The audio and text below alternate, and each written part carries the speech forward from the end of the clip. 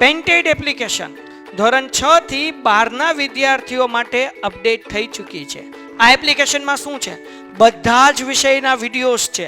ગુજરાતની best faculty દ્વારા live lectures છે.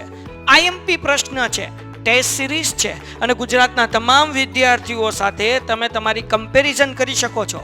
ગેમિફિકેશન છે અને બીજું ઘણું બધું. તો તમે એપ્લિકેશન ડાઉનલોડ ન કરી હોય તો ડિસ્ક્રિપ્શનમાં લિંક આપી છે. હમણાં જ પ્લે સ્ટોર ઉપર જાઓ અને એપ્લિકેશન ડાઉનલોડ કરો.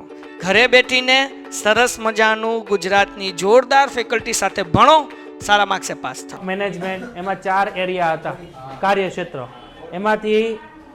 એમાંથી આ 4 કાર્યક્ષેત્રમાંથી આ એક ક્ષેત્ર છે જેને આપણે માર્કેટિંગ મેનેજમેન્ટ અથવા બજાર ક્રિયા સંચાલન કહીએ છીએ. એમાં તમને 4P નો કોન્સેપ્ટ ચેપ્ટર 1 માં આપેલો હતો ટૂંકમાં, બરાબર છે. અહીંયા આપણે જોવાનો છે એને ડિટેલમાં 4P નો કોન્સેપ્ટ. તો માર્કેટિંગ મેનેજમેન્ટ છે ને એની અંદર આપણે મેન જોવાનું છે આપણે અહીંયા માર્કેટિંગ મિક્સ, જેને આપણે ગુજરાતીમાં કહેશું પેદાશ મિશ્ર. શું કહેશું આપણે એને? પેદાશ મિશ્ર. આખું ચેપ્ટર પેદાશ મિશ્રની અંદર આવેલું છે, બરાબર છે. પેદાશ મિશ્રની અંદર આપણને 4P નો કોન્સેપ્ટ જોવા મળે છે. 4P, બરાબર. 4P નો કોન્સેપ્ટ જોવા મળે છે. 4P ને આપણે હંમેશા યાદ રાખવાનું છે ભાઈ. એમાં સૌથી પહેલો P આવે, એમાં આવે આપણું પ્રોડક્ટ, બીજું આવે આપણું પ્રાઇસ, ત્રીજું આવે આપણું પ્લેસ અને ચોથું આવે આપણું પ્રમોશન. તો આખું ચેપ્ટર આ 4P ની અંદર સમાયેલું છે આપણું. તો એમાં આપણે ગુજરાતીમાં વાત કરીએ, પ્રોડક્ટ એટલે આપણી થશે પેદાશ, પછી આપણી કિંમત, પછી વિતરણ અને અભિવૃદ્ધિ. તો આપણું આ 4P આ 4 કોન્સેપ્ટમાં ડિવાઇડેડ છે. આ 4P એટલે જ માર્કેટિંગ મિક્સ, એટલે જ તે માર્કેટિંગ મેનેજમેન્ટ. માર્કેટિંગ મેનેજમેન્ટમાં તમારે આ 4P જોવાના છે. એટલે હવે તમારી બુકની અંદર આપણે હાઇલાઇટરથી ABCD લખવાનું છે. શું લખવાનું છે? ABCD. તો સૌથી પહેલા જો અહીંયા 4P નો કોન્સેપ્ટ આપેલો છે, તો અહીંયા આપણે સૌથી પહેલા આપ્યું છે પેદાશ. તો અહીંયા આપણે હાઇલાઇટ કરીને અહીંયા લખી નાખો A. અહીંયા હાઇલાઇટ કરીને લખી નાખો A. પછી અહીંયા આપણે બીજું આપ્યું છે કિંમત, અહીંયા હાઇલાઇટ કરીને લખી નાખો B. પછી અહીંયા આપ્યું છે આપણે વિતરણ, અહીંયા હાઇલાઇટ કરીને લખી નાખો C. અને અભિવૃદ્ધિ એટલે હાઇલાઇટ કરીને લખી નાખો D. તો આપણા 4 કોન્સેપ્ટ છે ABCD. આ 4 કોન્સેપ્ટમાં આપણું ચેપ્ટર આખું પૂરું થઈ જશે. ટોટલ 4 વસ્તુ આપણે આખા ચેપ્ટરની અંદર ભણવાની છે, જેમાં આપણી પાસે આ પેદાશ એટલે આપણી આ પ્રાઇસ છે, સોરી આ આપણી પ્રોડક્ટ છે,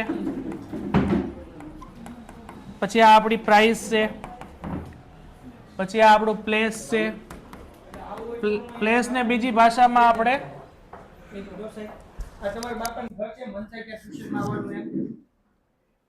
લેક્ચરનો ટાઈમ 6:30 માં જે આપણી પ્લેસ છે ને આપણે બીજી ભાષામાં કહેશું ડિસ્ટ્રીબ્યુશન. શું કહેવાય એને? ડિસ્ટ્રીબ્યુશન અને પ્રમોશન.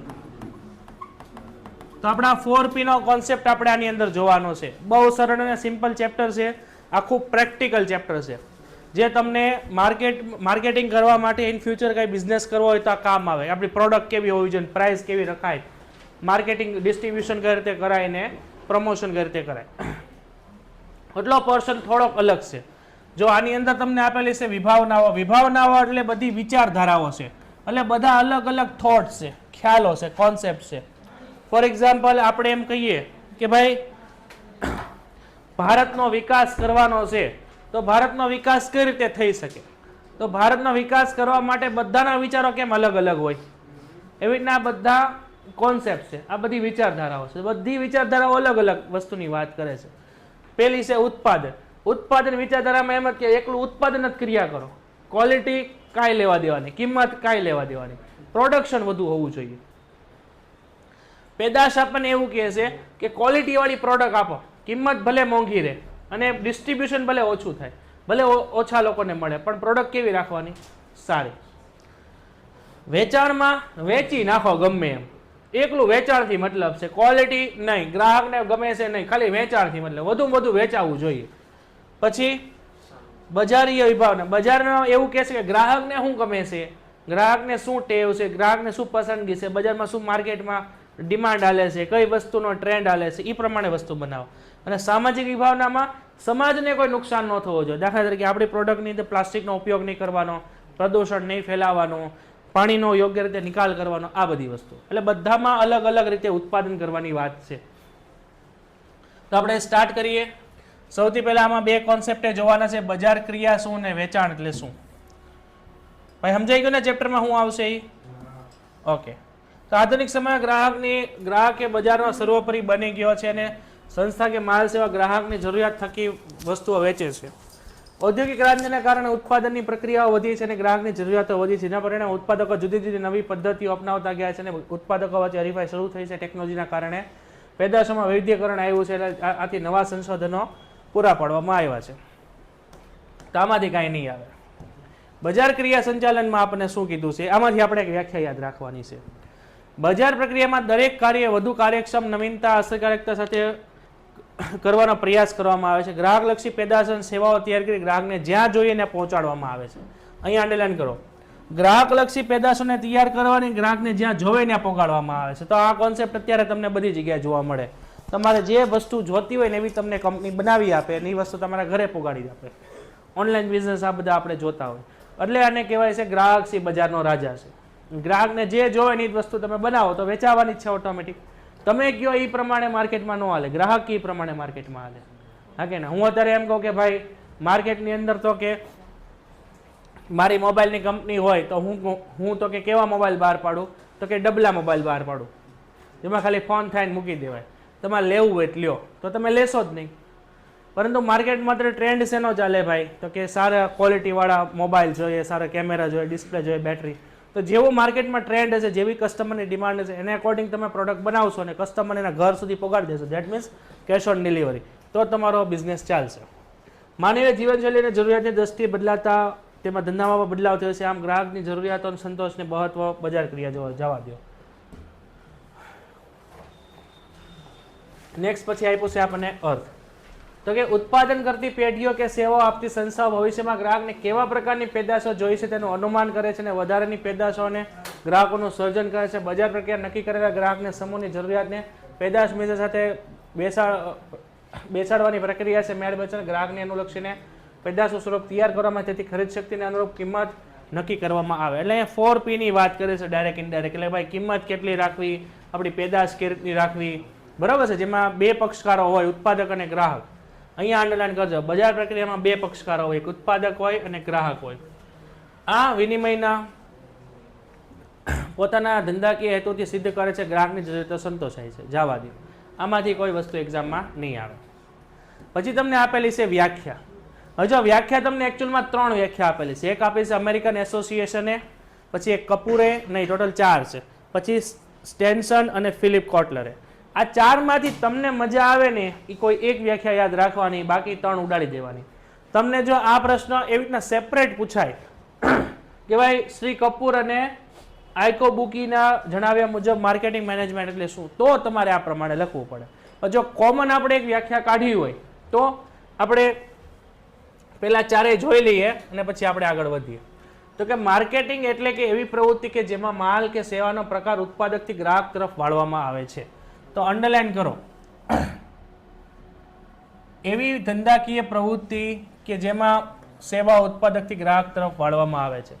માર્કેટિંગ મેનેજમેન્ટનું કાર્ય શું, તો કે માર્કેટિંગ મેનેજમેન્ટનું કાર્ય છે ઉત્પાદકથી વસ્તુ ગ્રાહક સુધી પહોંચાડવી, ઉત્પાદકથી પ્રોડક્ટ ગ્રાહક સુધી પહોંચાડવી.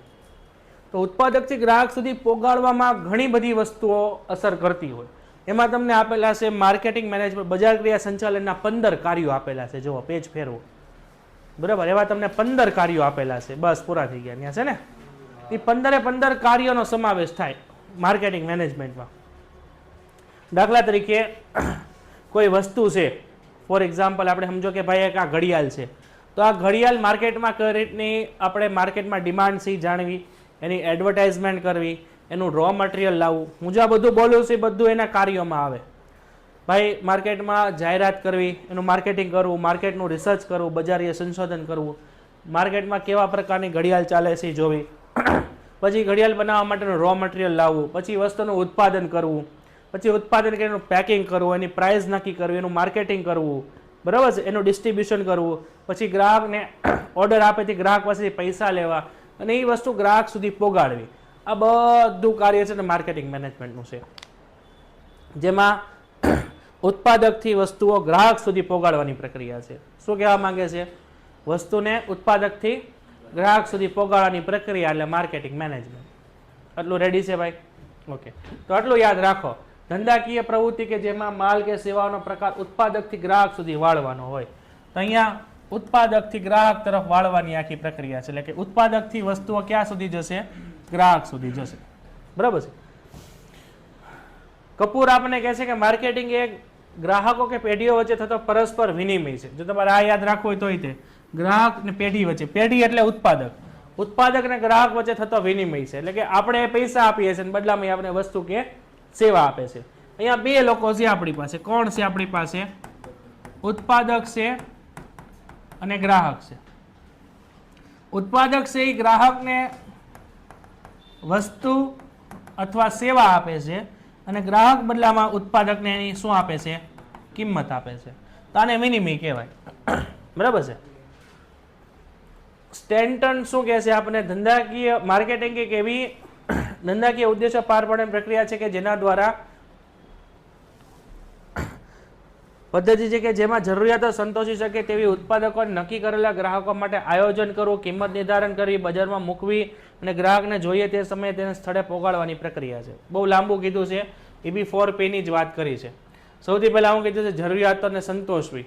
સૌથી પહેલા કીધું છે કે માર્કેટિંગમાં એનું આયોજન કરવું. એટલે તમને બજાર ક્રિયા સંચાલનના કાર્યમાં પહેલું કાર્ય આપેલું છે બજારીય સંશોધન. બરાબર છે. પછી એની કિંમત નિર્ધારણ કરવી એટલે 4P નો બીજો P. પછી ગ્રાહકની જ્યાં જરૂરિયાત હોય ત્યાં પોગાડવી, એટલે પોગાડવું એટલે ડિસ્ટ્રીબ્યુશન. બરાબર છે, એનો કાર્ય છે. ફિલિપ કોટલર આપણને કહે છે કે માર્કેટિંગ એ એવી સામાજિક પ્રક્રિયા છે જેમાં વ્યક્તિગત જૂથોની જરૂરિયાતો મુજબ મૂલ્યવાન પેદાશોનું સર્જન કરવું, એની રજૂઆત કરી સ્વતંત્ર રીતે વસ્તુઓ કે સેવાઓનો વિનિમય કરવો. મારા ખ્યાલથી આ ચારેયની અંદર બહુ હેલી વ્યાખ્યા હોય ને તો આ કપૂરની છે. પરંતુ એક્ઝામમાં સેપરેટ આ એક્ઝામમાં પૂછાઈ ગઈ છે કે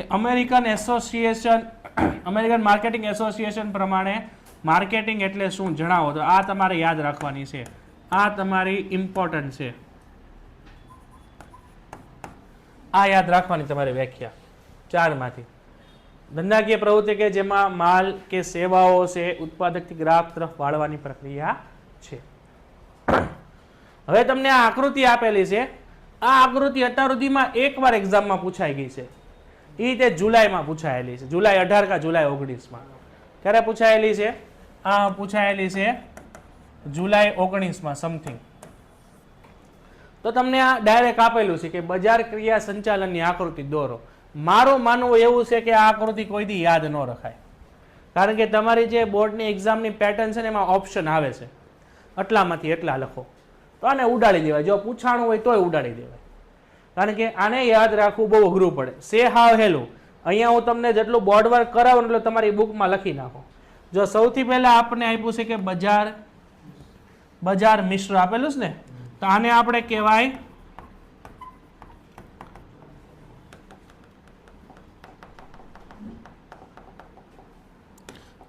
કહેવાય માર્કેટિંગ મિક્સ. શું કહેવાય આને? આને આપણે કહેવાય માર્કેટિંગ મિક્સ. તો માર્કેટિંગ મિક્સમાં આપણે બધાને ખબર છે 4P નો કોન્સેપ્ટ છે. ને 4P નો કોન્સેપ્ટ. તો 4P માં પહેલો P કયો આવે? પેદાશ. તો આ રૂપ. તો આપણું આ થશે પ્રોડક્ટ. પછી બીજો તો આપણું થશે આ પ્રાઇસ. પછી આ આપણું પ્લેસ અને આપણું પ્રમોશન. તો આપણે 4P ની વાત કરી છે. હવે અહીંયા આપણે વ્યાખ્યામાં શું કીધું છે? ઉત્પાદકથી વસ્તુ ક્યાં પહોંચાડવી? ગ્રાહક તરફ. તો જો આપણે વ્યાખ્યામાં સૌથી પહેલા શું કીધું છે? સૌથી પહેલા બજારનું અનુમાન કરો કે ભાઈ બજારમાં માર્કેટમાં જોઈએ છીએ શું કસ્ટમરની કેવી ડિમાન્ડ છે, શું છે શું નહીં. એ પ્રમાણે ગ્રાહકોને નક્કી કરો. હવે જો ગ્રાહક હોય ને એ બજારમાં બધા તમારા કસ્ટમર ન હોય, ટાર્ગેટેડ કસ્ટમર હોય. ફોર એક્ઝામ્પલ, આપણે 12મા ધોરણની અને 11મા ધોરણની 10મા ધોરણની બેચ શરૂ કરીએ ટ્યુશન ક્લાસીસ ટૂંકમાં શરૂ કરીએ તો એનું માર્કેટિંગ કરવાનું હોય તો આપણા કસ્ટમર કોણ હોય? 10, 11, 12 સ્ટુડન્ટ જ હોય ને, હા કે ના? કે કોઈ દાદા કે નાના છોકરા એવા હોય? કોઈ ને, જે ભણતા ન હોય. એનો મિનિંગ શું કે માર્કેટની અંદર બધા લોકો હશે ને તમારા કસ્ટમર નહીં હોય. તમે કોઈ પણ વસ્તુ વેચો, દાખલા તરીકે તમે કોઈ નાની એવી સાયકલ વેચતા હો, એ નાની એવી સાયકલના કસ્ટમર નાના છોકરા જ હોય. એ તમે કોઈક દાદાને એમ કહો આ લ્યો વેચી લ્યો, તમારે કામ આવશે, આમાં રમજો તમે, એવું હાલે નહીં.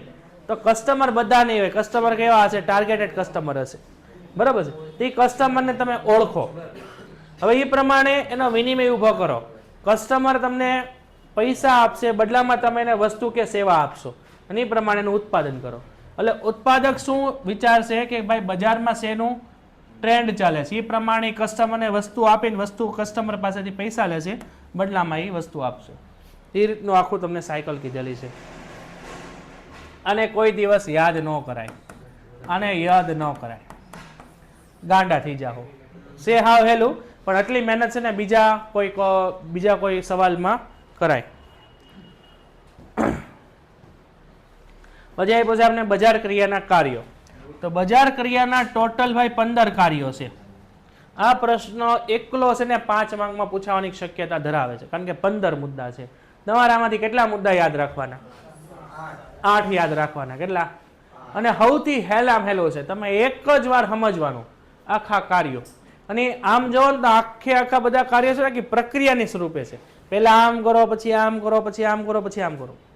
એટલે કે અહીંયા ઉત્પાદકથી લઈને ગ્રાહક સુધી અહીંયા સામાન જે પોગાડવાનો છે ને, એ રીતે આપણે જોવાનું છે. પહેલા શું કરવું, પછી શું કરવું.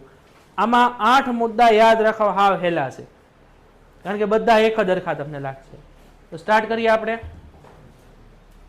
સૌથી પહેલું છે બજારીય સંશોધન. બજારીય સંશોધનમાં સૌથી પહેલા તમારે માર્કેટમાં શું ચાલી રહ્યું છે, કસ્ટમરને કેવી વસ્તુ ગમે છે, કસ્ટમર કઈ વસ્તુ અપનાવશે, માર્કેટમાં શું ટ્રેન્ડ ચાલે છે, કસ્ટમરની પસંદગી શું છે, આ બધું જાણવાનું. પછી એ પ્રમાણે તમારે ઉત્પાદન કરવાનું છે, માર્કેટ એનાલિસિસ કરવાનું છે, બરાબર છે? તો સ્ટાર્ટિંગમાં આપણે શું કરશું? બજારીય સંશોધન. માર્કેટિંગના કાર્યમાં બજાર સંશોધન એ પ્રથમ કાર્ય છે. આ MCQ એક્ઝામમાં આવી ગયો છે. અહીં અંડરલાઈન કરજો, લખજો MCQ. આ MCQ એક્ઝામમાં આવી ગયો છે.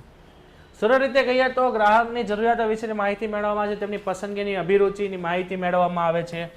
પછી તેમની ભવિષ્યની માંગણી, ભવિષ્યની માંગ શું હશે, એની અપેક્ષાઓ શું હશે જોવામાં આવે છે. તેમાં કેટલાક જોખમો રહ્યા છે, જેમ કે વેચાણ નહીં થાય તો શું થશે, ગ્રાહકને સામાન પસંદ આવશે કે નહીં આવે. જોખમોને દૂર કરવા માટે ગ્રાહક અંગે જાણકારી મેળવવી જરૂરી છે, જેથી ભાવિ અનુમાનો કરી શકે. એટલે માર્કેટમાં વસ્તુ હાલશે કે નહીં હાલે થોડુંક એને એનાલિસિસ કરાય, હાલી ન નીકળાય ગમે ધંધો કરવા, હા કે ના? તો તેમની માંગ શું છે, એની કિંમત કેટલી, હરીફાઈ કેટલી છે, કોઈ વસ્તુની માહિતી મેળવવાની છે. જે આ માટે વિવિધ પ્રકારની પ્રશ્નો દાખલા પ્રશ્નાવલી છે, નમૂનાની પદ્ધતિ. પ્રશ્નાવલી એટલે શું? કસ્ટમરને જઈને તમે પૂછો કે તમને શું ગમે છે, કઈ વસ્તુ માર્કેટમાં હોવી જોઈએ, બરાબર છે? જે ક્વેશ્ચન એન્ડ આન્સર વાળો છે. નમૂના પદ્ધતિ એટલે સેમ્પલ, કે ભાઈ આ પહેલા સેમ્પલ ટ્રાય કરો, તમને મજા આવે તો આપણે ભવિષ્યમાં બનાવશું. ફોર એક્ઝામ્પલ આપણે કંપની સ્ટાર્ટ કરીએ જેમાં આપણે પનીર વેચીએ, અથવા સાબુ વેચીએ, અથવા કોઈ ફેસ વોશ વેચીએ, કોઈ પણ એવી પ્રોડક્ટ. તો પહેલાં આપણે કસ્ટમરને ગમે એને પકડવાના રોડ ઉપર, બરાબર છે? નામ લખાવો, એટલે સેમ્પલ લેતા જાઓ, ટ્રાય કરો, સારું લાગે તમને કહેજો, ઓર્ડર આપજો, પછી ફીડબેક લ્યો. તો આવું તમે ઘણી બધી જગ્યાએ જોયેલું હોય. ફોર એક્ઝામ્પલ લક્સ કે ડેટોલના હાબુ આવે તો એવડા મોટા હાબુ હોય, 100 ગ્રામના ને 80 ગ્રામના. તો એના સેમ્પલ મોડલે આવે 5-5 રૂપિયાના. કદાચ તમે અવડા હાબુ જોયેલા હોય તો, હા કે ના? 10 રૂપિયાથી નાનો હાબુ આવે, તે ડેમો કોપી હોય. તો એ તમે ટ્રાય કરાવો, સારું લાગે તો પછી પ્રમાણે વસ્તુ બનાવો. તો આની અંદરથી તમને ખ્યાલ આવશે કે એની માંગ કેટલી ઉદ્ભવશે, કિંમત કેટલી રાખવી, કોમ્પિટિશન કેટલી છે માર્કેટમાં. આટલી ખબર પડી ગઈ ભાઈ, એટલી ખબર પડી ગઈ માર્કેટમાં શું ટ્રેન્ડ ચાલે છે, ચાલો ખબર પડી ગઈ. પછી આગળ વધો, માલનું એકત્રીકરણ કરો. અહીંયા જે આપણી પાસે જે કાચો માલ છે ને એને આપણે રો મટીરિયલને આપણે લાવવાનો છે, બરાબર છે? પછી એ પ્રમાણે વસ્તુઓ બનાવવાની છે. તો ઘણીવાર માલ જુદી જુદી જગ્યાએ ઉત્પાદન થતો હોય ત્યારે માલને કોઈ મધ્યસ્થી એકઠો કરવામાં આવે છે, જેથી માલનું એકત્રીકરણ કહેવામાં આવે છે. અને કેટલીક વાર ઉત્પાદકો છૂટાછવાયા, ઉત્પાદકને મોસમી હોય, નાના મોટા નાના પાયાનું માલનું ઉત્પાદન થતું હોય ત્યારે ઉત્પાદક થયેલે માલ સામાનની પ્રક્રિયા કરવાની જરૂર હોય જેને માલનું એકત્રીકરણ કહેવામાં આવે. તો આની અંદર ઘણીવાર શું હોય કે ભાઈ મોસમના કારણે અથવા છૂટાછવાયા હોય તો રો મટીરિયલ બધું ભેગું કરી લેવાનું. દાખલા તરીકે આપણે પનીર બનાવવું હોય તો દૂધ છે એઝ અ રો મટીરિયલ ઉપયોગ થાય, બરાબર છે. અને આપણે ફેસ વોશ બનાવવું હોય તો અલગ અલગ પ્રકારના chemicals as a raw material use થાય. તો એને પહેલાં એકઠું કરી લો, પછી એમાંથી હવે વસ્તુ બનાવવાની. તો પહેલાં સંશોધન કર્યું, હવે માલનું એકત્રીકરણ, પછી માલને વપરાશ લાયક બનાવો, એટલે કે કાચા માલમાંથી આપણે શું બનાવવાનું છે, તૈયાર માલમાં ઉત્પાદન કરવાનું છે. તો ઘણીવાર માલને વપરાશ લાયક બનાવવા માટેની જરૂરી પ્રક્રિયા કરવી પડે છે. આ પ્રક્રિયા માટે માલના સંગ્રહના સ્થાને જ કરવામાં આવે છે, જ્યાં આપણું ગોડાઉન હોય ત્યાં જ આ વસ્તુ બનાવવાની છે. વપરાશ લાયક બનાવવા માટે યોગ્ય તેની બજારની કિંમત વધી ન જાય એ પણ આપણે જોવાનું. એટલે કે તમે જે પ્રોડક્ટ વેચો છો એ પાછી માર્કેટની પ્રાઇસને અકોર્ડિંગ હોવી જોઈએ. તમે ફોર એક્ઝામ્પલ વસ્તુ બનાવો છો તો બાલાજીની વેફર 10 રૂપિયાની મળતી, તો એવી જ ક્વોલિટીની વેફર તમારે બનાવવી પડે 10માં. પછી લેઝની ક્વોલિટી બનાવી નાખો તો તમારી કંપની ડૂબી જાય, હા કે ને. તો અહીંયા અંડરલાઈન કરજો, માલ વપરાશ યોગ્ય બનાવવાથી તેની કિંમત, બજાર કિંમત વધી ન જાય એ પણ આપણે જોવું જોઈએ. અને ગ્રાહકની જરૂરિયાત મુજબ એની પ્રક્રિયા કરવી જોઈએ. દાખલા તરીકે અનાજની સાફસૂફ કરવી જોઈએ, ફળોને પકવવા વગેરે. પછી આવી પછી માલનું પ્રમાણીકરણ અને વર્ગીકરણ. ફોર એક્ઝામ્પલ આપણે કોઈ પણ વસ્તુ બનાવીને અલગ અલગ એને ક્લાસિફિકેશન કરવામાં આવે. તમે સ્પ્લેન્ડર ગાડી જોઈ હોય તો સ્પ્લેન્ડર ગાડી 90,000ની મળે અને સ્પ્લેન્ડર ગાડી 1.5 લાખ રૂપિયાની મળે. એ ડિપેન્ડ કરે છે કે એની અંદર કયા પ્રકારની સિસ્ટમ એડ કરેલી છે. જો એમાં સાદામાં સાદી હોય, એમાં કિક જ હોય ખાલી, અને ખાલી આરાવાળા મેગવિલ હોય તો એની કિંમત કેવી હોય, ઓછી. પછી એમાં તમે એલ્યુમિનિયમના મેગવિલ નખાવો, સેલ્ફ સ્ટાર્ટ આપો, ડિજિટલ મીટર, જેમ જેમ તમે વધારો એવી રીતના એની કિંમત વધે. તો એ લોકો શું કરે, ભાઈ સસ્તી વસ્તુ રાખે માર્કેટમાં અને મોંઘી વસ્તુ રાખે.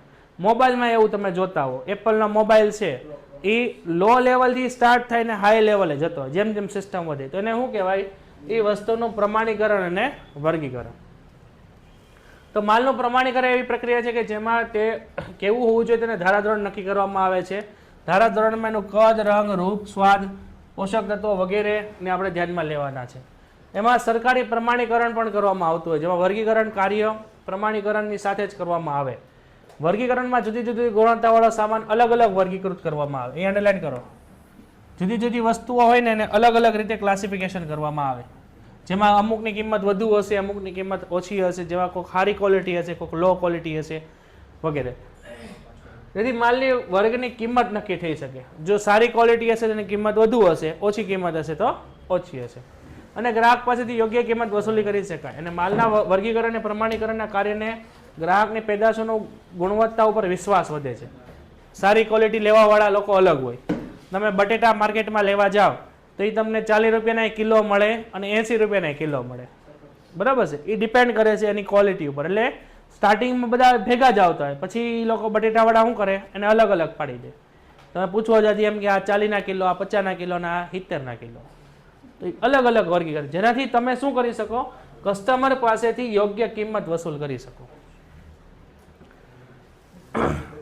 ગ્રાહકને પેદાશની ગુણવત્તા પર વિશ્વાસ વધે છે. અને ભારતમાં ખેત પેદાશો વર્ગીકરણ કેન્દ્ર સરકારની ખાતું કરે છે, અને ઔદ્યોગિક પેદાશો વર્ગીકરણ ભારતની પ્રમાણિક સંસ્થા BIS કરે છે. અહીંયા અંડરલાઈન કરજો, ઔદ્યોગિક ઉત્પાદનનું વર્ગીકરણ ભારતની પ્રમાણ સંસ્થા BIS કરે છે. BIS એટલે થશે બ્યુરો ઓફ ઇન્ડિયન સ્ટાન્ડર્ડ, બરાબર છે. Bureau of Indian standard. તમને પાછળ જો સ્પેલિંગ આપેલો છે લખી લેજો. આ પ્રોડક્ટ છે. હવે આના ઉપર નિશાની કરવી એટલે જો અહીંયા તમને આ લોગો દેખાય નવનીતનો, તો એ અહીંયા મૂકેલો હોય, જેનાથી ફાયદો શું થાય કે માર્કેટમાં આવી કોઈ બીજી બધી બુક હોય ને તો એને પ્રમાણે તમે આને અલગ તારવી શકો. એને બ્રાન્ડિંગ કહેવાય. બ્રાન્ડિંગ વસ્તુ છે એ કોઈ પણ રીતે હોઈ શકે. એ નંબરમાં પણ હોઈ શકે, એ આંકડામાં પણ હોઈ શકે, એ ચિત્રમાં પણ હોઈ શકે, બરાબર. આ તમને દરેક પ્રોડક્ટ ઉપર જોવા મળે. આપણી કંપની છે પેન્ટેટ, તો એનું બ્રાન્ડિંગ છે, હા કે ના, એનો તમને એક લોગો જોવા મળે. તો આ નિશાની ઉત્પાદકમાં માલના હરીફોની માલથી અલગ પાડે છે. તો અહીંયા અંડરલાઈન કરો, ઉત્પાદનના માલની હરીફોથી એને અલગ પાડે છે. અને માલ પર નિશાની માલ પર મૂકવામાં આવે એ વિશિષ્ટ છાપ છે. ગ્રાહક આ છાપના આધારે માલને ઓળખે છે. અહીંયા અંડરલાઈન કરજો. તમને એ વસ્તુ માર્કેટમાં બીજી બધી વસ્તુ કરતા અલગ દેખાય આવે. દાખલા તરીકે ક્લાસમેટનો ચોપડો છે, એ બીજા કરતાં તમને અલગ દેખાય, કારણ કે એનું બ્રાન્ડિંગ એ રીતનું હોય. તો નિશાની કરેલા માલને કારણે ગ્રાહકો ભળતા માલથી છેતરાતા નથી. નિશાની કરેલા માલની જાહેરાત સરળતાથી કરી શકાય. નિશાની કરેલા માલમાં ગ્રાહકના પેદાશની ગુણવત્તાની ખાતરી આપે છે. ઘણીવાર ઉત્પાદકો પોતાના માલને નામ પણ આપે છે, જેને આપણે બ્રાન્ડિંગ કહેવાય. હવે આ પ્રશ્ન બોર્ડની એક્ઝામમાં પૂછાઈ ગયો છે, અંડરલાઈન કરજો. બ્રાન્ડિંગ એટલે શું? અહીંથી અંડરલાઈન કરો. ઉત્પાદકો પોતાના માલને નામ પણ આપે છે, જેને બ્રાન્ડિંગ કહેવાય. અહીંયા પ્રશ્ન લખજો, બ્રાન્ડિંગ એટલે શું? 1 માર્ક. અને બ્રાન્ડિંગ કઈ કઈ રીતે હોઈ શકે? તો બ્રાન્ડિંગમાં તમને નામ જોવા મળે, નિશાની જોવા મળે, નંબર હોય, ઉત્પાદકનું નામ હોય અથવા ચિત્ર હોય. આ ગમે રીતે તમને બ્રાન્ડિંગ જોવા મળે. બ્રાન્ડિંગ એટલે એક રીતે આમ તમે જોવો ને, કોઈ પણ વસ્તુનો લોગો જે બનાવેલો હોય, દાખલા તરીકે રિલાયન્સ કંપની. પેન્ટેડ એપ્લિકેશન ધોરણ 6 થી 12ના વિદ્યાર્થીઓ માટે અપડેટ થઈ ચૂકી છે. આ એપ્લિકેશનમાં શું છે? બધા જ વિષયના વિડીયોઝ છે. ગુજરાતની બેસ્ટ ફેકલ્ટી દ્વારા લાઈવ લેક્ચર્સ છે, આઈએમપી પ્રશ્ન છે, ટેસ્ટ સિરીઝ છે અને ગુજરાતના તમામ વિદ્યાર્થીઓ સાથે તમે તમારી કમ્પેરિઝન કરી શકો છો. ગેમિફિકેશન છે અને બીજું ઘણું બધું. તો તમે એપ્લિકેશન ડાઉનલોડ ન કરી હોય તો ડિસ્ક્રિપ્શનમાં લિંક આપી છે. હમણાં જ પ્લે સ્ટોર ઉપર જાઓ અને એપ્લિકેશન ડાઉનલોડ કરો. ઘરે બેઠીને સરસ મજાનું ગુજરાતની જોરદાર ફેકલ્ટી સાથે ભણો, સારા માર્ક્સે પાસ થાઓ. હોય પછી દાખલા તરીકે SBI નો લોગો હોય, વોટેવર, બરાબર છે. તો એની એક પ્રકારની ફિલોસોફી તમને બતાવે, એક પ્રકારની એની ફિલોસોફી બતાવે તમને. પછી કિંમત નિર્ધારણ.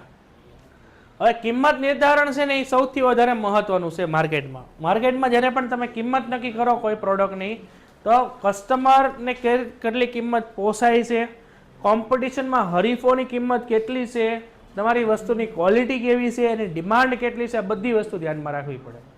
આમને તમે કિંમત નક્કી કરી નાખો કે ભાઈ ફોર એક્ઝામ્પલ આ પેન તો કે 500 રૂપિયાની, એમ હાલે નહીં. આવી નવી પેન માર્કેટમાં કેટલામાં વેચાય છે, એની ક્વોલિટી શું છે, બરાબર, એ લોકો કઈ રીતની ક્વોલિટી આપે છે, આપણે કેવી આપીએ છીએ, બધું જોવું પડે. ડિસ્ટ્રીબ્યુશન કેટલું છે આપણું, માર્કેટિંગ એડવર્ટાઇઝિંગ કેવું છે, વગેરે વગેરે આપણે જોવું પડે, બરાબર. તો ઉત્પાદક પોતાના ઉત્પાદન અંગે વિવિધ પ્રકારના અંદાજોનો ખર્ચ મેળવે છે, જેમાં માલનો ઉત્પાદન ખર્ચ કેટલો થયો છે, એનું પેકિંગ કેટલા રૂપિયાનું થયું છે, એમાં વીમો કેટલા લીધો, ડિસ્ટ્રીબ્યુશન કેટલું છે, જાહેરાત વગેરે ખર્ચોનો સમાવેશ થાય. આ બધી વસ્તુને ધ્યાનમાં રાખીને તમારે પ્રોડક્ટની કિંમત નક્કી કરવી પડે. ઇન્સ્યોરન્સ તો લેવા પડે ને કોઈ વસ્તુની ઉપર. આપણે ફોર એક્ઝામ્પલ એક કંપની સ્ટાર્ટ કરે તો ઇન્સ્યોરન્સ ન હોય, તે એક પ્રકારે કંપની માટે ખર્ચ જ છે. એ ખીચાના થોડા કાઢવાના હોય, પ્રોડક્ટમાં 1 રૂપિયા વધારે દેવાનો હોય, હા કે ના. તો આ પડતરમાં જરૂરી નફાની રકમ પણ ઉમેરવાની હોય અને જેના કારણે કિંમત નક્કી થતી હોય. કિંમત નિર્ધારણ વખતે અહીંયા વસ્તુની માંગ કેટલી છે, હરીફો કેટલા છે, પણ આપણે ધ્યાનમાં લેવું પડે. અને પેકિંગ પહેલા કિંમત નિર્ધારણ એટલા માટે જરૂરી છે કારણ કે કાયદા અનુસાર વસ્તુ ઉપર આપણે પેકિંગ કિંમત છાપવી ફરજિયાત છે, જેને આપણે શું કહેવાય છે, MRP કહેવાય. MRP એટલે શું થશે? Maximum retail price. એટલે એનો મિનિંગ એવો છે કે આટલી કિંમતથી વધારે તમે કિંમત લઈ શકો નહીં, બરાબર. એ વધારે કિંમત લ્યો તો કન્ઝ્યુમર પ્રોટેક્શન એક્ટ 1986 પ્રમાણે તમારા ઉપર ગુનો દાખલ થાય. પછી માલનું પેકિંગ કરવું. હવે જો પેકિંગ છે ને એ છે ને વસ્તુના એ જે તમારી પેદાશ છે ને એના વસ્ત્રો કહેવાય, બરાબર, એના કપડાં કહેવાય, કારણ કે એનાથી એ પ્રોડક્ટ સિક્યોર રહેતી હોય. ફોર એક્ઝામ્પલ તમે કોઈ પણ ફૂડ પેકેટ લ્યો, દાખલા તરીકે બાલાજીની વેફર તમે લ્યો, તો એ વેફર અંદર છે ને એ બહુ એવી વસ્તુ છે કે જેમાં થોડોક પણ ફોર્સ લાગે ને તો એ તૂટી જાય. એટલે એને પેકિંગ એ રીતે કરવામાં આવે જેનાથી અંદર હવા રહે. તે કયો ગેસ હોય? એ નાઇટ્રોજન હોય. તે નાઇટ્રોજન એની અંદર તમે એડ કરી દો એટલે એ વેફરના તમે પડીકાના ઘા કરો તો અંદર વેફર તૂટે નહીં. તો એને કહેવાય પેકિંગ. જેનાથી શું થાય, એ પ્રોડક્ટ છે એ સિક્યોર રહે. તમે કોઈ પણ વસ્તુ લ્યો, દાખલા તરીકે તમે નવો મોબાઈલ લ્યો છો તો એમાં પણ બોક્સનું તમને આપે, એ બોક્સ છે એ પેકિંગ છે. એ બોક્સ હોઈ શકે, કાચની બોટલ હોઈ શકે, કોઈ પણ હોઈ શકે, બરાબર, પ્લાસ્ટિકની વસ્તુ, કાગળની વસ્તુ, પૂઠા, ખોખા, ગમે એ હોઈ શકે. એને આપણે શું કહેવાય? એને પેકિંગ કહેવાય. તો તૈયાર માલને રક્ષણ આપવાનું અને ગ્રાહકને આકર્ષણ ઊભું કરવાનું કાર્ય કરે છે. ઘણીવાર માલને કેવી રીતે ઉપયોગ કરવો, અહીંયા અંડરલાઈન કરજો, માલને કેવી રીતે ઉપયોગ કરવો તેની પદ્ધતિ પણ પેકિંગ ઉપર છાપવામાં આવેલી હોય. તો દાખલા તરીકે તમે 10 વાળી મેગીનું પેકેટ લ્યો તો પાછળ દોરેલું હોય કે ભાઈ મેગી કઈ રીતે બનાવી, એના બધું ડ્રોઈંગ કરેલું હોય, બરાબર છે, જેનાથી કસ્ટમરને ખ્યાલ આવે. લગભગ દરેક પેદાશની પેકિંગની જરૂરિયાત રહે છે. પેકિંગ એ પેદાશના વસ્ત્રો કહી શકાય. અહીંયા અંડરલાઈન કરો ને લખો, MCQ આ એક્ઝામમાં આવી ગયો છે. પેકિંગ એ પેદાશના વસ્ત્રો છે. પેકિંગના કારણે પેદાશની ઉપયોગિતા પણ સરળ બને છે. પેકિંગના કારણે પેદાશની હેરફેર પણ સહેલાઈથી થઈ શકે છે. એ પેદાશની હેરફેર પણ તમે સહેલાઈથી કરી શકો છો. સંગ્રહ કરવો, અહીંયા આપણે ગોડાઉનની અંદર સામાન સાચવીને રાખવાનો છે, જેનાથી જ્યારે પણ વસ્તુની જરૂર પડે ને ત્યારે એ સામાન આપણે પ્રોવાઈડ કરાવી શકીએ. માર્કેટમાં વસ્તુની ડિમાન્ડ કેટલી છે, માંગ, એના આધારે એનો સંગ્રહ કરવો જરૂરી છે. તો ગ્રાહકની જરૂરિયાત મુજબ પેદાશ બજારમાં મૂકવી જોઈએ અને ઘણીવાર પેદાશની અને માંગની પુરવઠા વચ્ચે સંતુલન જળવાવું જોઈએ, બરાબર છે, એ જરૂરી છે.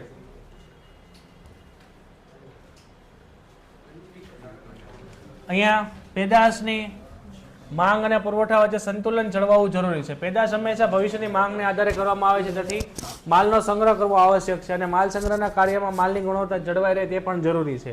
ઘણીવાર તમે સંગ્રહ વધારે કરો અને સામાન બગડી જાય તો બે રીતના સામાન હોય, એક જે કાયમ માટે ટકી રહેવો હોય અને એક એવો વસ્તુ હોય કે જે નજીકના સમયમાં બગડી જતું હોય.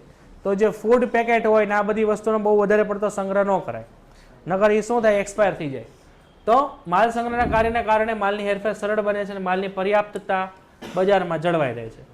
પછી આપ્યું છે વાહન વ્યવહાર. વાહન વ્યવહાર એટલે એ ડિસ્ટ્રીબ્યુશન થ્રુ હવે થશે, બરાબર છે. વાહન વ્યવહાર ઘણી બધી રીતે હોઈ શકે, પ્લેનથી છે, પછી શિપથી છે, રોડથી છે, ટ્રેનથી છે વગેરે. એનું કાર્ય શું છે કે ઉત્પાદકથી વસ્તુ ગ્રાહક સુધી પહોંચાડવી. તો તમે આજુબાજુ કોક વાર જોયેલું હોય કે ભાઈ બાલાજી અને ગોપાલના ખટારા આવતા હોય, બરાબર છે, ભાવનગરની અંદર આખો કન્ટેનર ભરીને, તે શું બતાવે છે? વાહન વ્યવહાર. તો કાચા માલનો પુરવઠો નિયમિત રીતે મળે, તૈયાર માલને ગ્રાહક સુધી પહોંચાડવા અને વિતરણ કરવા માટે વાહન વ્યવહારનો ઉપયોગ થાય છે. માલની હેરફેરી જમીન માર્ગે, રેલવે માર્ગે, જળ માર્ગે, હવાઈ માર્ગે થાય છે. દાખલા તરીકે કાર ઉત્પાદક કંપની મોટા કન્ટેનરમાં કારને એક જગ્યાએ બીજી જગ્યાએ ફેરવે છે. આવા તમે હાઈવે ઉપર મોટા મોટા કન્ટેનર જોયા હોય, બરાબર, જેમાં કાર હોય, 4 વ્હીલ હોય, ઘણું બધું હોય. પછી માલનો વીમો લેવો, એટલે કે એ ડિસ્ટ્રીબ્યુશન એક જગ્યાએથી બીજી જગ્યાએ જ્યારે થતું હોય તે વચ્ચે ચોરી થઈ જવાનો, ખરાબ થઈ જવાનો, લૂંટ થઈ જવાનો, એક્સિડન્ટ થવાનું, ઘણો બધા પ્રોબ્લેમ પડતા હોય. તો આ બધી વસ્તુઓથી બચવા માટે આપણે વીમો લેવો જરૂરી છે. વર્તમાન સમયમાં માલની હેરફેર દરમિયાન માલના સંગ્રહ માટે અનેક પ્રકારના જોખમો હશે. એમાં જે ચોરી છે, આગ છે, લૂંટફાટ છે, હુલ્લડ છે, નુકસાન છે, ડૂબી જવું વગેરે. ઉત્પાદક વિતરણની આ જોખમોની રક્ષણ માટે માલનો વીમો લે છે અને માલના વીમાને કારણે ઉત્પાદકને સંભવિત નુકસાન સામે તમને રક્ષણ મળે છે. અને આધુનિક ઉત્પાદકો, વિતરકોમાં તમે આગનો વીમો લેવામાં આવે, મિલકતનો વીમો લેવામાં આવે, અકસ્માતનો વીમો, દરિયાનો વીમો, હુલ્લડનો વીમો વગેરે. હુલ્લડ એટલે બાંધણુમાં તમારું આખી કાર લૂંટીને વયા જાય, બરાબર છે. પછી નાણાકીય વ્યવસ્થા. અહીંયા નાણાંની વ્યવસ્થા કરવાની છે. શેની માટે? આપણે માર્કેટમાં વસ્તુ છે એ વેચવા માટે નાણાંની જરૂર પડશે, માર્કેટિંગ માટે જરૂર પડશે, ડિસ્ટ્રીબ્યુશન માટે જરૂર પડશે, કંપની સ્ટાર્ટ કરવા માટે જરૂર પડશે. તો બજારીય સંચાલન બધા જ કાર્યો માટે જરૂરી કાર્યશીલ મૂડીની વ્યવસ્થા કરવી પડે છે. જો કાર્યશીલ મૂડી શું છે આપણે અગાઉ ભણી ગયા છીએ. આ જરૂરિયાતો સંતોષવા માટે આગવું નાણાકીય આયોજન હોવું જોઈએ. તો આ નાણાંની અંદર આપણે બે વસ્તુ જોઈએ, તો નાણાંનું આયોજન અને નાણાંનું અંકુશ. એ મેં તમને સમજાવ્યું હતું. બજારીય સંચાલકે કયા બજારમાં કાર્યમાં કેટલા નાણાં જોઈશે, ક્યારે જોઈશે, એ બધુંનું આયોજન કરવાનું, જે નાણાંના આયોજનમાં આવે. ઘણીવાર મોસમી પેદાશો માટે કોઈ ચોક્કસ મોસમમાં જાહેરાત કરવામાં આવે, આ માટે નાણાંની જરૂરિયાત પડે. શેની માટે જરૂરિયાત પડે? જાહેરાત કરવા માટે, માર્કેટિંગ કરવા માટે પૈસાની જરૂર પડે. ઓકે, તો આ નાણાં માટે, નાણાંની જરૂરિયાત માટે અગાઉથી વ્યવસ્થા આપણે કરવી પડે છે. અને જરૂરી સમયે નાણાંની ઉપલબ્ધતા અને બજારની સંચાલન જુદા જુદા કાર્ય જેવા કે જાહેરાત ઝુંબેશ કરવી, પછી આપણે જાહેરાત ઝુંબેશ કરવી, વિતરણ વ્યવસ્થા કરવી, પછી માલનું બ્રાન્ડિંગ કરવું, બજારીય સંશોધન કરવું, આ બધા વસ્તુ માટે નાણાંની જરૂર પડશે. પછી આપ્યું છે જાહેરાત. જાહેરાત એટલે આપણું માર્કેટિંગ સૌથી વધારે ઇમ્પોર્ટન્ટ. તમારી પ્રોડક્ટ ગમે એટલી સારી હોય, સારામાં સારી પ્રાઇસ હોય, પરંતુ એ વસ્તુ કેવી છે એ ગ્રાહકને ખબર જ નહીં હોય તો બધી વસ્તુ નકામી. તમે ભલે સારામાં સારી પ્રોડક્ટ બનાવી છે, સારામાં સારી કિંમત નક્કી કરી છે, પરંતુ એનું માર્કેટિંગ નહીં કરો તો એ કસ્ટમરને ખબર જ નહીં પડે આવી પ્રોડક્ટ માર્કેટમાં વેચાય છે. એટલે માર્કેટિંગ સૌથી વધારે જરૂરી છે.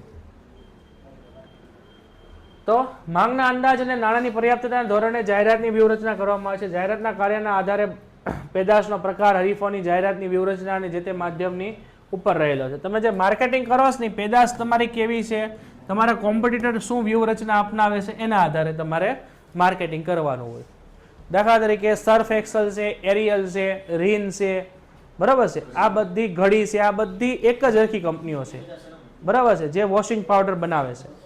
તો એ બધી કંપનીઓ એકબીજાની જ્યારે માર્કેટિંગ કરે ત્યારે એ લોકોને બીજી કોમ્પિટિટર કંપનીનું હંમેશા ધ્યાન રાખવું પડે, બરાબર છે. તમે માર્કેટિંગ વખતે કોઈ બીજી કંપનીને નીચે ન બતાવી શકો. નીચું દેખાડી દો તો એ લોકો તમારી ઉપર કેસ કરી દે કે ભાઈ અમારી પ્રોડક્ટ નીચી બતાવી છે. આવું ઘણી બધી જગ્યાએ હાલતું હોય. એટલે તમારું જે એડવર્ટાઇઝમેન્ટ હોય ને 1, 2, 3, 4, 5, 10 કરોડની હોય, એ ડિપેન્ડ કરતી હોય કેટલા કરોડની એડવર્ટાઇઝમેન્ટ બનાવી. એટલો ખોટ આવે પછી કોર્ટમાં તમારે દંડ ભરવો પડે વગેરે વગેરે. તો આ બધી વસ્તુઓ ધ્યાન રાખવી પડે. જાહેરાત આપ્યા પછી ગ્રાહકનો પેદાશ કે સેવા કે જેની જાહેરાત આપી હોય તેનું આકર્ષણ અને માંગ બંને વધી જાય છે અને ઘણીવાર સ્થાનિક જાહેરાત ઝુંબેશ વધુ અસરકારક થાય છે. અહીંયા અંડરલાઈન કરજો, સ્થાનિક જાહેરાત ઝુંબેશ વધુ અસરકારક થાય છે, જેને આપણે લોકલ માર્કેટિંગ કહેવાય. શું કહેવાય ભાઈ? Local marketing. લોકલ માર્કેટિંગ એટલે એવી વસ્તુ છે કે જેમાં લોકો ફેસ ટુ ફેસ માર્કેટિંગ કરતા હોય, બરાબર છે. દાખલા તરીકે ફોર એક્ઝામ્પલ આપણે કોઈ રેસ્ટોરન્ટમાં ગયા, હવે રેસ્ટોરન્ટમાં આપણો અનુભવ સારો હતો તો આપણે કેમ બીજા 10 જણા લોકોને કહીએ કે ભાઈ અહીંયા જવા જેવું છે, તો એને કહેવાય લોકલ માર્કેટિંગ. એ બધા કરતાં વધારે અસરકારક હોય. વેચાણ વિતરણની વ્યવસ્થા કરવી. જો વેચાણ વિતરણની વ્યવસ્થા તમારે ડિટેલમાં જોવાની છે. વેચાણ વિતરણની વ્યવસ્થા 2 છે, એક પ્રત્યક્ષ અને પરોક્ષ. પ્રત્યક્ષને આપણે કહેવાય B2C, બિઝનેસ ટુ કસ્ટમર, અને પરોક્ષને આપણે કહેવાય B2B, બિઝનેસ ટુ બિઝનેસ. પ્રત્યક્ષ વેચાણ છે એ 0 સપાટીવાળી વ્યવસ્થા છે, જ્યારે પરોક્ષ વેચાણ છે એ 3 સપાટીઓ છે. એમાં 1 સપાટી, 2 સપાટી અને 3 સપાટીવાળી વ્યવસ્થા, બરાબર, જે આપણે હજી જોવાનું બાકી છે. તો ઉત્પાદક પાસેથી ગ્રાહક પાસે પેદાશ ઝડપથી અને કિફાયતી પહોંચે તે જરૂરી છે. તે માટેના વિતરકોની નિમણૂક કરવામાં આવે છે. વિતરકોને અંગ્રેજીમાં કહેવાય ડિસ્ટ્રીબ્યુટર. ઘણીવાર ઉત્પાદકો માલની વહેંચણીનું કાર્ય એક મધ્યસ્થીને સોંપીને કાર્યભાર હળવો કરે છે. મધ્યસ્થી એટલે મીડિયેટર, કે જે ઉત્પાદકથી ગ્રાહકની વચ્ચે હોય. એ જથ્થાબંધ હોય, છૂટકે હોય અને એજન્ટ પણ હોઈ શકે. પેદાશના પ્રકાર અનુસાર વિતરણ વ્યવસ્થા નક્કી કરવામાં આવે છે. જો માલની માંગ ઘણી જ વધુ હોય તો વિતરણ વ્યવસ્થા ખૂબ મોટી હોય, અને મધ્યસ્થીઓ દ્વારા વિતરણ વ્યવસ્થામાં જથ્થાબંધ વેપારી હોય, છૂટક વેપારી હોય, જે સમય મળી જાય, જે સમયસર મળી જાય છે તે જરૂરી છે. કેટલીક વાર ઉત્પાદકના સ્થળે જ વેચાણ કરતા હોય છે. અહીંયા અંડરલાઈન કરો, ઉત્પાદક પોતાના ઉત્પાદનના સ્થળે જ વેચાણનું કાર્ય કરતા હોય છે. આને કહેવાય B2C, જેને કહેવાય આપણે પ્રત્યક્ષ વેચાણ. આને આપણે કહેવાય પ્રત્યક્ષ વેચાણ, કે જેની અંદર તમારે વચ્ચે કોઈ મીડિયેટર રાખવાની જરૂર નથી, બરાબર છે. તો વિતરણ વ્યવસ્થાની તમે વાત કરો ને તો આટલી પ્રકારની વિતરણ વ્યવસ્થા છે. આટલા પ્રકારની વિતરણ વ્યવસ્થાઓ છે, બરાબર. ટોટલ 2 વ્યવસ્થાઓ છે, જેમાં આપણી પાસે પ્રત્યક્ષ વેચાણ છે અને મધ્યસ્થીઓ દ્વારા, એટલે કે આપણું આ પરોક્ષ વેચાણ છે. અને આપણે કહેવાય ડાયરેક્ટ સેલિંગ, અને આને આપણે કહેવાય ઇનડાયરેક્ટ સેલિંગ. તો ડાયરેક્ટ સેલિંગ એટલે એનો મિનિંગ અહીંયા એવો થશે, આને આપણે કહેશું B2C અને આને આપણે કહેશું B2B, કારણ કે આમાં મીડિયેટર છે. અહીંયા જો B2C એટલે આની અંદર તમે જુઓ ને તો વચ્ચે કોઈ નથી. જો ડાયરેક્ટ જ તમે કસ્ટમરને મળો છો, બરાબર છે. એટલે આને કહેવાય આપણે 0 સપાટીવાળી વિતરણ વ્યવસ્થા, જેમાં વચ્ચે કોઈ ન હોય, બરાબર છે. જ્યારે આપણી પાસે મધ્યસ્થીઓની અંદર તમે જુઓ તો આમાં વચ્ચે એક છૂટક વેપારી છે, તો વચ્ચે આ અને આની વચ્ચે કોણ આવ્યું? છૂટક. એક આવ્યો તો એને 1 સપાટીવાળી કહેવાય. પછી આમાં જથ્થાબંધ અને છૂટક આ 2 આવ્યા તો આને 2 સપાટીવાળી કહેવાય. અને આમાં આડતિયા એટલે એજન્ટ, જથ્થાબંધ અને છૂટક આવ્યા તો 3 સપાટી. વેચાણ અને નાણાકીય સંચાલનના વિનિમય પ્રક્રિયા દ્વારા થાય છે. વિનિમય એટલે કે વસ્તુ કે સેવાની સામે કિંમત મેળવવી. જેમાં માલ ગ્રાહકને સોંપવામાં આવે અને વેચાણ કરીને માલના નાણાં મેળવવામાં આવે અને વેચાણ કાર્યમાં મધ્યસ્થની ભૂમિકા મહત્વની છે. કેટલાક પ્રમાણમાં વિક્રેતા આક્રમક રહે તેટલું વેચાણ વધે છે. આક્રમક એટલે કે વધુ માર્કેટિંગ ને બધા એક્ટિવ રહે ત્યારે વિતરણ વ્યવસ્થા વધે છે. ઘણીવાર ઉત્પાદક ગ્રાહકને સીધું જ વેચાણ કરે છે. ઉત્પાદક ગ્રાહકને સીધું જ વેચાણ કરે એને શું કહેવાય? એને આપણે કહેવાય પ્રત્યક્ષ વેચાણ, જેને આપણે કહેશું B2C. અને વેચાણમાં સૌથી અસરકારક છે વ્યક્તિગત વેચાણ. વ્યક્તિગત વેચાણને આપણે શું કહેશું? Personal selling. પર્સનલ સેલિંગ કોને કહેવાય એ આપણે હજી આગળ આવશે. સારા સેલ્સમેનના ગુણો, બરાબર છે?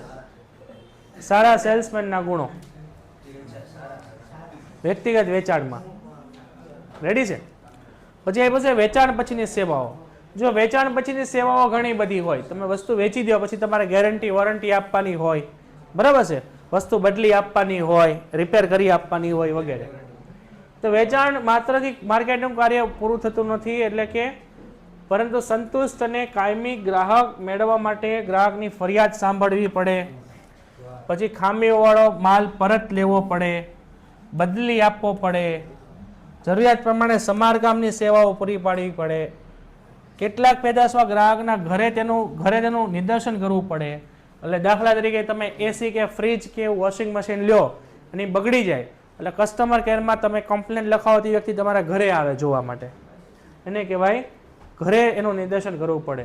એર કન્ડિશન, ટેલિવિઝન, ઘરઘંટી, રેફ્રિજરેટર જેવા ટેકનિકલ જાણકારી જરૂરી છે તે માટે વેચાણ પછીની સેવાઓ આપવી પડે છે. ઉત્પાદક વેચાણ પછી સેવાઓ માટે નેટવર્ક ઊભું કરે. નેટવર્ક એટલે કે સર્વિસ સેન્ટર, બધા તમે જોયેલા હોય.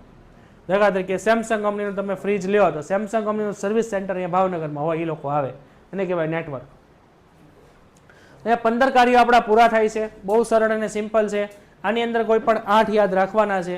તમે 15 એકવાર છે ને લિસ્ટ બનાવી નાખવાનું કાગળ ઉપર, પછી એને તમારે એનાલિસિસ કરવાનું, 2 વાર વાંચવાનું, એટલે તમને અમુક શબ્દો બધા હરખા દેખાય.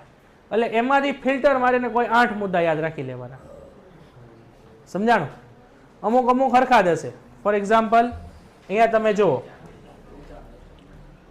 ફોર એક્ઝામ્પલ છે આમાં પહેલો છે આપણી પાસે શું આપેલું છે? પહેલું પેન્ટેડ એપ્લિકેશન ધોરણ 6 થી 12ના વિદ્યાર્થીઓ માટે અપડેટ થઈ ચૂકી છે. આ એપ્લિકેશનમાં શું છે? બધા જ વિષયના વિડીયોઝ છે. ગુજરાતની બેસ્ટ ફેકલ્ટી દ્વારા લાઈવ લેક્ચર્સ છે, આઈએમપી પ્રશ્ન છે, ટેસ્ટ સિરીઝ છે અને ગુજરાતના તમામ વિદ્યાર્થીઓ સાથે તમે તમારી કમ્પેરિઝન કરી શકો છો.